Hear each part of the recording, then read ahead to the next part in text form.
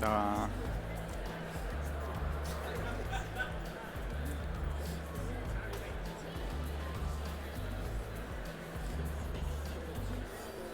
Ja, נעשה את זה נראה לי.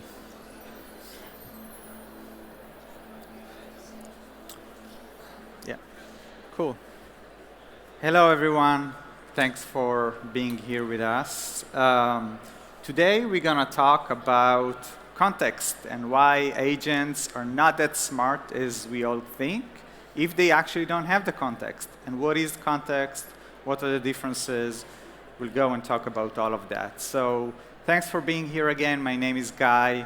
I used to run data engineering and AI for a company called New Relic. A few years as a practitioner. And then nowadays I'm an investor, part of Heads Ventures, investing in data and AI startups. Again, a lot of kind of professional background, so happy to be here with you. And with me, Omri. So hi everyone, I'm Omri, co-founder and CTO of Upriver. Feel free to jump by our booth later, C33. I've been in the data space for about 15 years, working on mission-critical pipelines, making sure they're valid, and how do we always operate them and use AI to do this in the last years. Lucky to have Guy as my investor, so happy to have you here. Just by coincidence. But okay, so let's talk about what we're going to cover today. So we're going to talk about the evolution in the AI space from pure LLM models into agentic models and agentic in general. We'll understand the capabilities and limitation of the current systems and what do we all need to do to make them better. What is context and why do we even need that? What are the capabilities without context and how do we enrich our agentic workflows with context? What's the difference between RAG that we've all heard about and data context and how they're all connected? And we'll also cover some trust and reliability with models and just with agentic systems in general.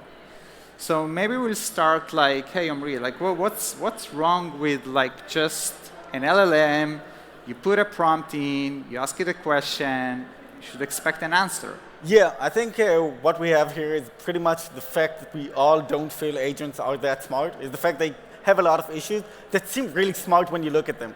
So when you have an agent writing an SQL query, it looks perfect, right? Everything seems like it's going to work, and then it's using columns that you don't have in your table. Or it's writing code from an API that was deprecated 5 years ago, and it's just not going to work. And the problem is that these models just don't have enough data within them to actually make them usable and get what you want working for you. And that's exactly the context we're talking about. How do you take what a model has been trained on, the data it has, and then how do you apply it and give it the right context so it can do things correctly? And let's not kind of mismatch between a context window for the LLM model that we keep hearing, it gets like larger and larger, and the contextual information. Those are two different contexts that we're talking about. And what we're discussing now is the context of the information and not the window, the context window of an LLM model. So, let's go back in history just a little bit. Yeah, history a year and a half. Maybe like 2 weeks ago or a year and a half ago, and talk about just pure LLMs and what are the limitations of pure LLMs without even any context and without any agents or any agentic framework.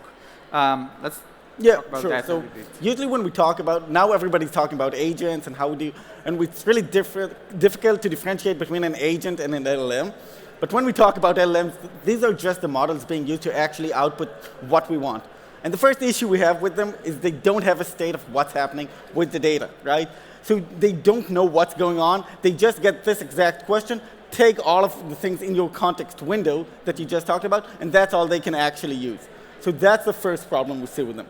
The second one is they're in isolated environment, so they can't make calls to the external world to get more data that's relevant to what you want to use. And that's one of the biggest issues we have, and that's where agents are going to come in, kind of spoiling the next slide you're going to see. And the next thing is they have very limited reasoning in what they're actually doing. They don't have these things. They only have the way they've been trained is to output the next thing that makes sense based on what they've seen so far. So think about models or the LLM models as something more passive, right? We gave them a training set. We've trained the models. Now they're going to probabilistically answer some questions using the prompts. And that's one of the problems, right? If you think about it, if you're going to ask it something new, something that the model wasn't trained on, either it's going to hallucinate or it's going to give us like wrong answer. right? So what makes an agent? What is an agent? So first, not everything has to be an agent. Sometimes workflow or automation is good enough, right? And what is a workflow? It's a fixed sequence. It can look like an agent, but it actually is not. So write an email, send it, log the email, and keep doing that in an automated way based on some logic is not an agent, right? But it's okay. And then an agent has an adaptive autonomy, right? So it can basically learn from inputs and outputs along the way. So it has to have memory. It has to be able to remember things that either the user or other software basically provided. Has to have the ability to flex in compute power and scale in and out. And it has a planning kind of guidelines. So basically setting up a goal, and then the agent or multiple agents will go and achieve the goal. And you don't know exactly how they will achieve the goals. You don't even know how many iterations they will create. You don't even know exactly what type of data they will need to address or interpret. And that's very different than a workflow. And nowadays we are seeing more and more agents, right? And one of the things that we're seeing is multiple agents, kind of a swarm of agents, collaborating together. So if you want to talk about that. Yeah, there are two things that I think have fundamentally changed in the last, let's say, half a year that are very critical. The first one is the fact that we're using tools. And we now, I think you've probably heard MCP pretty much in every stand you go to in this conference. But MCPs now allow us to bring more data into these agents and into these LLMs when necessary. We can pull more things, and then we can use them to interact with the external world. That has given rise to a lot more use cases that we can solve. And the second thing that has changed is the ability for multiple agents to work together. So right now we have this team capabilities. You can see things like land graphs and crew AI. These frameworks are allowing us to specify different agents that work together in order to achieve the same goal. And think of that in the same way that you would as a software development or a data engineering team. You want to have people specifying in back-end development, and you want people that have special skills just in Spark. You want to have these different combinations of skills in your environment so that they can achieve the task together. And these things are really opening up a lot more autonomous workflows, especially the fact that you need to coordinate between these different agents together. And that is outside of the models. Again, we can have multiple different agents. We can have swarm of agents. And we can have different languages or different technologies and different protocols. And they all will use different LLM models, or even not an LLM model. It can be an ML classifier, etc. Right? So think about it as a combined approach. It doesn't need to be just an LLM with a specific agentic framework. And there are many, many different tool sets. There are different protocols nowadays. MCP is the leading one, but there are many others. And so what do we need when we are establishing agentic workflow? Yeah. Context is actually what we need. And why is that? Context is a kind of an abstract term when you come to think of it, which kind of means what is the state of the world that I'm living in that I need to know when I'm approaching a task. So this can be what were the last actions that somebody took and that I need to address. What is the user that I'm talking with and what do they expect to see? That's like personal context that I need to bring into every interaction I have with somebody. What other sessions have taken place? So this is what we're talking about when we say context. What information do I need to know about the real world out there, outside of the LLM, that needs to be put into the model when I want to achieve a task? And this goes back to a few different things that you need to bring. Some of it is available immediately within the LLM. Some of it you need to use tools to get from the external world. And some of it is, as you said earlier, memory that you've kept from previous interactions and things you've done. Yeah, and I think all of you have had experience using a ChatGPT recently or any of the other LLM models. And maybe you can think from your experience that when you've asked something, nowadays, the models actually are going outside to search the internet, providing some reasoning, and provide you an answer. Well, that's great, but again, don't be confused. That's not part of the model. That's actually those providers providing you the entire experience of a context and an external toolkit and external API calls that will generate the input for the models. So from your point of view, it seems like natural, but actually behind the scenes, that's the implementation. It's not hard-coded in the model itself. And let's go over a few real day-to-day examples, right? So if you're a Spotify user, for example, just recently, they've launched a DJ capability. And that's pretty cool. So usually it's working only with a mobile app. You set up your playlist, and then not just the recommendation aspect of it is going to work for you, but they will mix and match, and you can actually prompt yourself in, say, hey, I want you to find me specific songs based on my, for example, workout experience or a specific activity that I'm doing, and it will mix and match. What is that? You just created a personal context for the model and for the application to learn from. So it was not specifically for a particular kind of recommendation or a playlist, but it's actually specific to you. The other great example is like a context-first prompting when it comes to code completion or any code assistant. Yeah, I think code completion is where it's easiest to see it because every company writes code in a slightly different way. And when you see Cursor or Claude Code and all of those tools suggesting how they're going to complete the code for you, you see that it's exactly written in the way in which you would have written your code. Usually that's not a good thing. You see a lot of companies with legacy code, they were saying, maybe I don't want this. But what happens is that you actually get code that matches your environment. And that's because it's providing the context from how things are written inside your Git repo, inside your editor. It's taking all of this and bringing this personalized context of your data into the model. Right, and then the last is something that I care about. I have the Aura Ring. And in the Aura Ring, for example, the company is using really smart guardrails. So when I'm questioning, hey, what's happening? Like, why am I feeling a little bit more exhausted than yesterday? The answers will be very guardrailed only to my specific data that the model and the application has. So it won't hallucinate into, hey, we are seeing that you had a bad day or something different. They will specifically, if I will try to ask the agent specific, just unrelated questions, they will always guardrail it and say, hey, we don't have that information in your health kind of biometrics. We cannot answer that. So we can see a lot of the models that are restricting the answering based on a very specific personalized context, which is your own, and it's validated and verified. Yeah, so one thing that we're seeing right now, and I think that's critical to the way people are using both LLMs, agents, and so on, is the fact that you kind of need to engineer the context to make it usable. So this includes 3 different parts that you have to do. The first one is collecting the right context. Where do you want to bring data from? Say you're a data engineer, and we'll jump to that in a few slides. What kind of data do I need, and what kind of context do I need to actually make these right decisions? The second one is how do I process and curate this context so that it can be used when I want it correctly.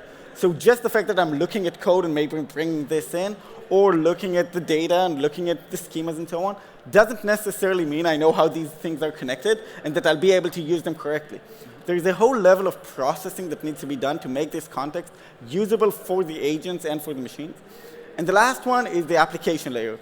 When am I going to collect this? This is where we see things like MCPs coming into play, like when am I going to ask tools? When am I actually using an LLM? How do I operate these things together? So the idea of engineering this context is something quite new that's coming up, and this is what is actually making the agents and the LLMs a lot more effective and relevant to the tasks that you want to solve.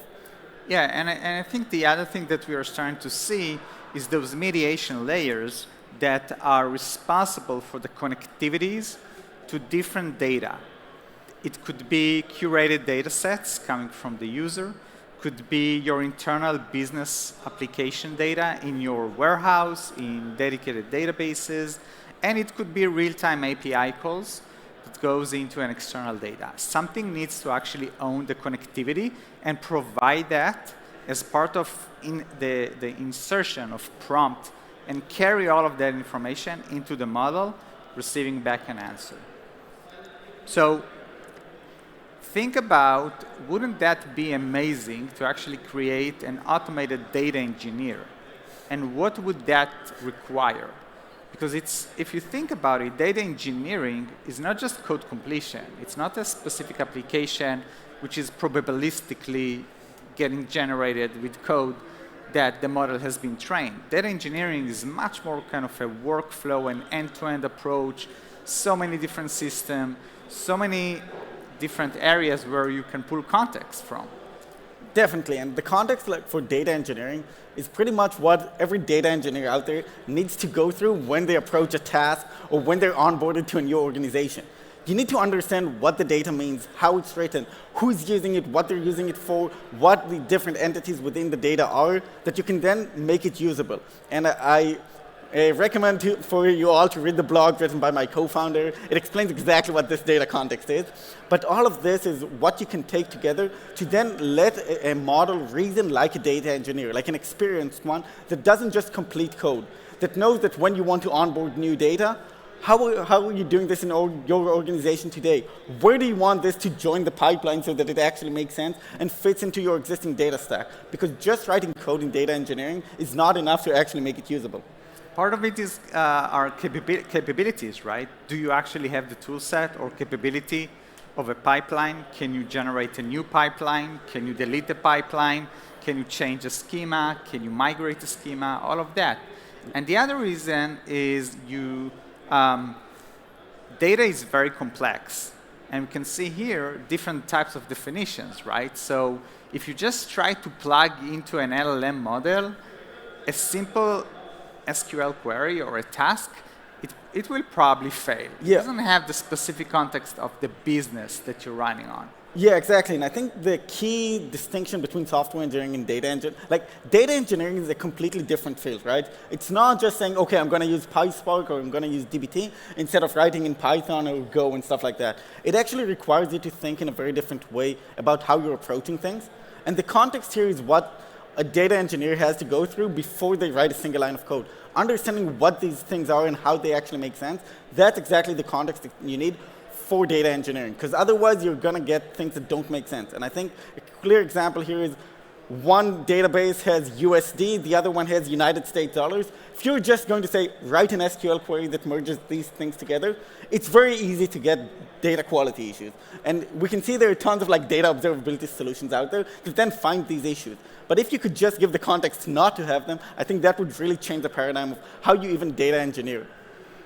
Right. So, we've talked about how do we set up all those systems together. One of the things we wanted to talk about is all the challenges that we have with trust and reliability. It's pretty much, related to each other. Yeah. So trust in the data, trust between users and the systems, and reliability. Is it actually doing what I want it to do? Yeah.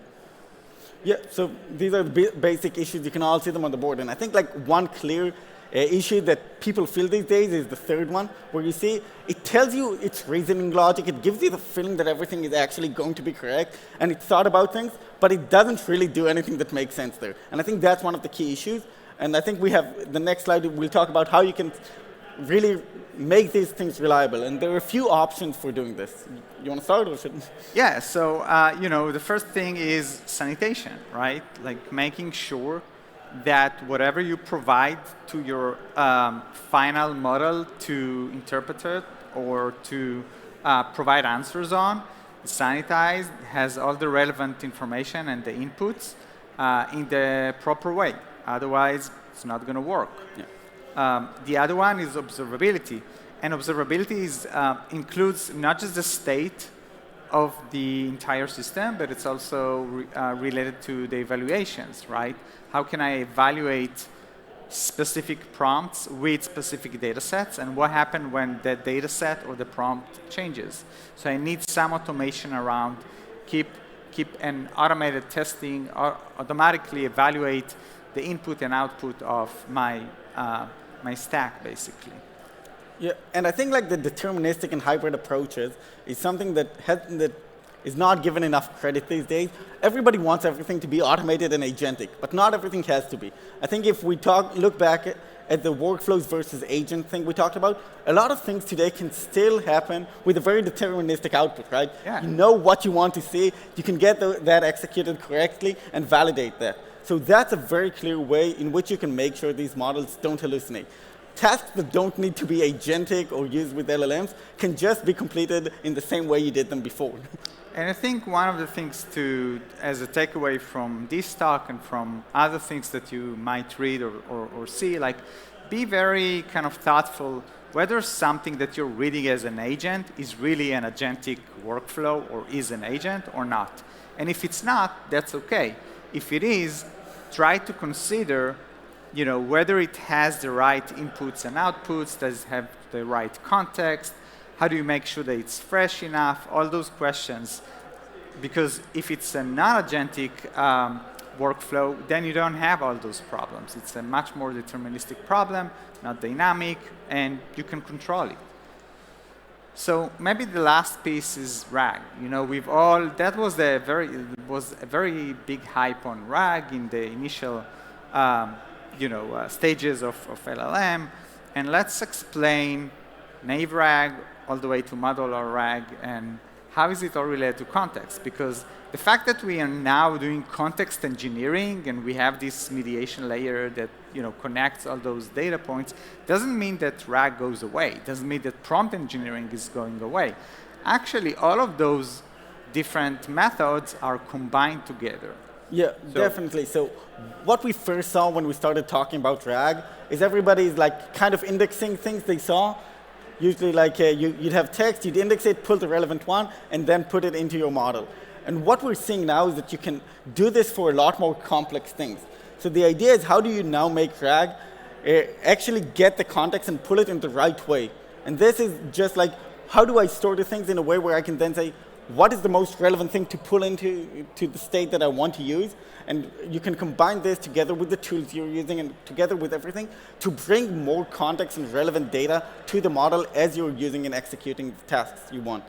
And the RAG is actually the method of creating additional data that is restricting the model with the outputs. So if you think about it, in the past, before kind of we had the thoughts around context and dynamic context, we thought about like a static document or a best practice or a few shots learning examples, and we were kind of combining that and pushing that into the context window of the model.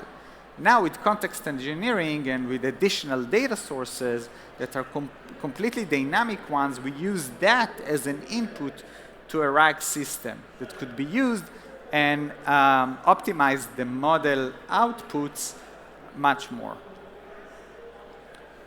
So key takeaways from where we've started. You want to take it?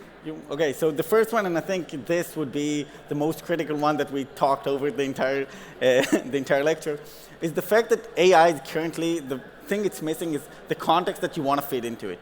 A lot of work is going into how you engineer this context, where you want to pull it from, what you want to do and make it usable, so that when you approach a task, you want it to be specified to exactly your reasoning and to your logic. That's like the key thing to actually make AI usable in that case.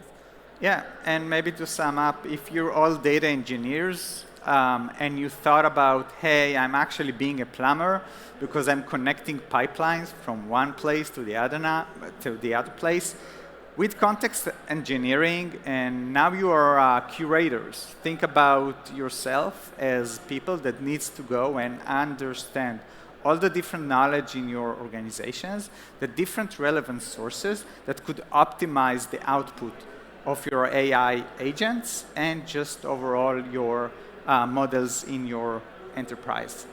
So hope you learned something, and we definitely believe that context is the bridge to reliable AI and for a much more accurate AI. So if there are any questions, happy to take some. And thank you very much.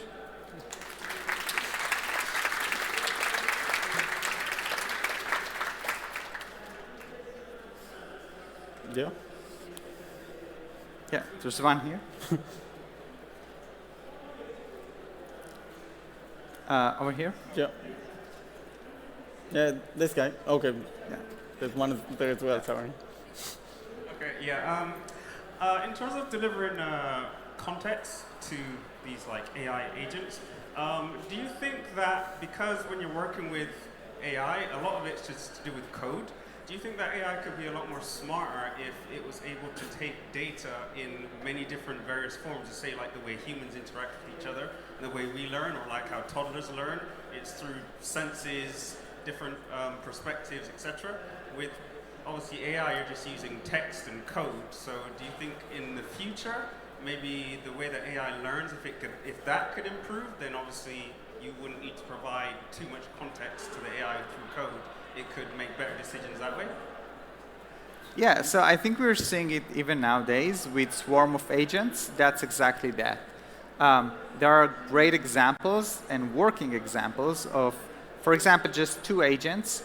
One is responsible only for fetching latest information from an external source, transform that content into a specific context for the other agent, and then the other agent will just consume the transformed context and will apply the logic on that.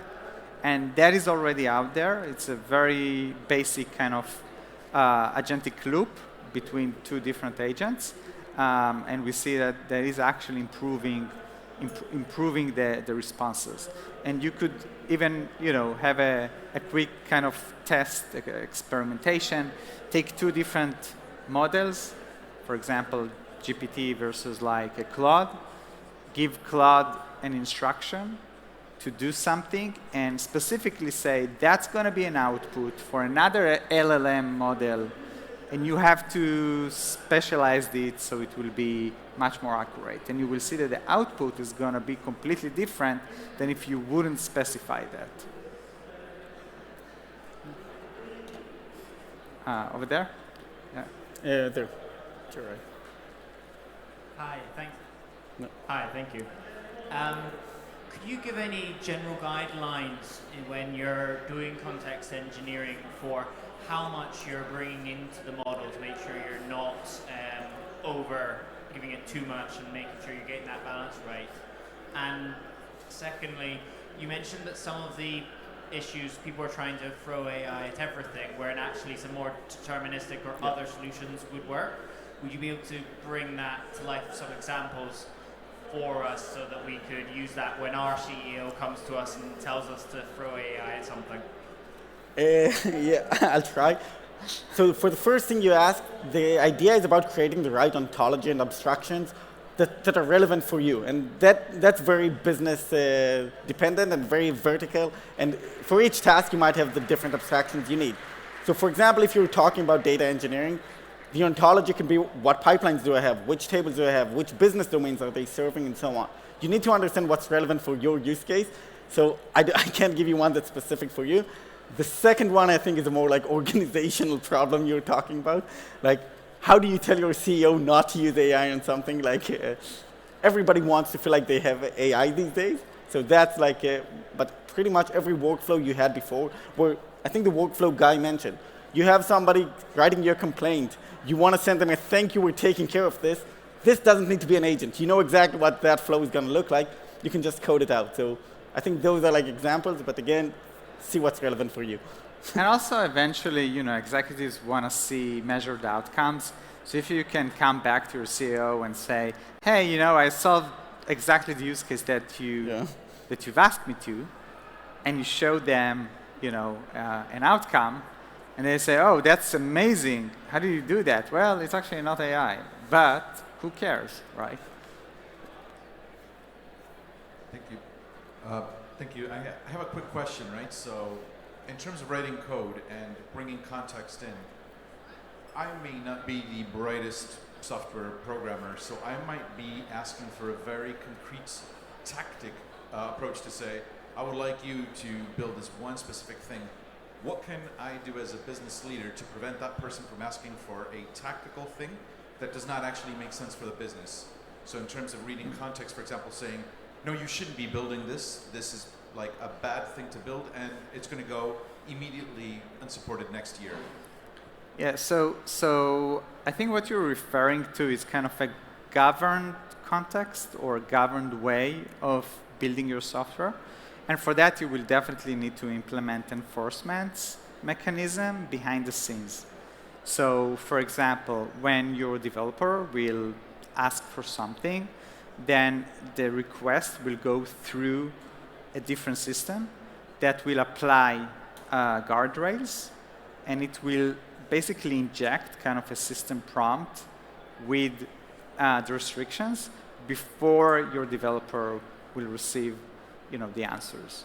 That's the only way for you to actually enforce something like that, because like any other system, it's very hard to train your developers, engineers, anyone, business users, anyone to not do something, not because they don't want to do it, not because they want to do it on purpose, but just because they don't know, right? So you will definitely need to put in place some type of enforcement mechanism. And usually what we are seeing is, either it's instructions, like text instructions as part of your repos that will enforce that, or some proxies in the middle, different types of systems, or even restrictions, and we are seeing some restrictions that you can actually provide to the model itself before. So almost like a guardrail. And you can say, okay, here's the context of my code, or here's the context of things not to do. Please apply that set of instructions every single time, no matter what instructions you're getting from anyone else or any other source. All right? Yep. Oh. Yeah?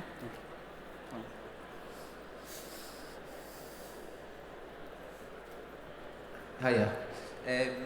Just checking, in terms of applying some context, I find that AI sometimes fixate on the context that you've provided it. Is there anything tips that you would give to stop the AI fixating? So usually what we do, and again, this goes back to like the context engineering concept of it, is how do you give it like the right context to get out of a situation. So for example, even if part of the way in which you're giving context doesn't allow it to do the same thing 3 different times, that is also part of it. So again, and this also goes back to the previous question, kind of curating the context is giving it all of the relevant information so that it doesn't just fixate on like what you're doing. And that's where you need to understand what you bring into it each time to make it usable. So there are a few tricks you can do, and I can give you specific ones later if you want, but there are things you can do to help not fixate on a specific thing within the system. All right. Thank you very much, everyone.